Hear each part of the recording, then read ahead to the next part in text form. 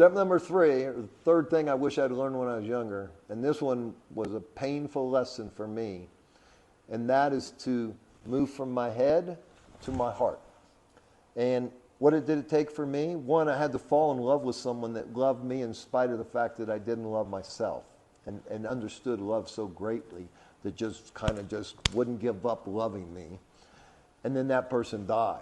And that's when I really moved into my heart, because as painful as it was, that's all I had left. And when I moved into my heart fully, through that devastation, through that grief, it's because I had no resistance. And I used to say back then, 10 years ago, is if God could come into my life, fillet open my heart, and take out all the arrogance, all the BS, all the self-centeredness, and replace it with love.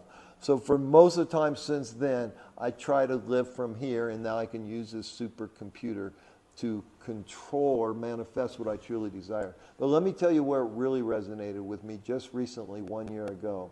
My father grew up in an alcoholic home. Both of his parents were alcoholics. His father died when he was 11. At 14, the state of California ruled that his mother was unfit to raise him. So he became a ward of the state of California, juvenile hall, and then finally an aunt came and raised him. But he didn't know how to access his heart. He didn't know how to open it. He was too afraid to open his heart.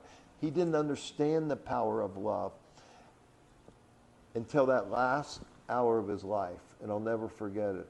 I was able to be blessed enough to be able to go sit bedside, and I didn't know if he was conscious or not. You know, he's at the end, and the eyes are barely open, the breathing is labored, and I pulled up a chair next to his bed, and I had a troubled relationship with my father until in 2007, my mother died, and then I started to heal that, and I became very close to him over that time, but it took a lot of time and effort.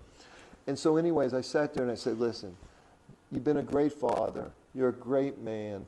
You're going to get to see Mom soon. You're going to be free. And all of a sudden, tears are flooding down this man's face.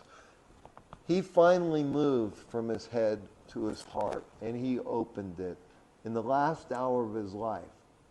So I encourage you, do it now. Why wait until that last breath?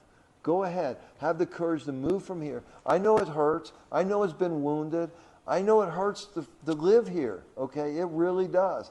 But it's also so empowering and so beautiful. And as the more time you spend here and the more it opens, the more it blooms like a beautiful rose, the more wholeness you will have, the more completeness you will have. And now you can use this supercomputer to manifest the life that you truly deserve.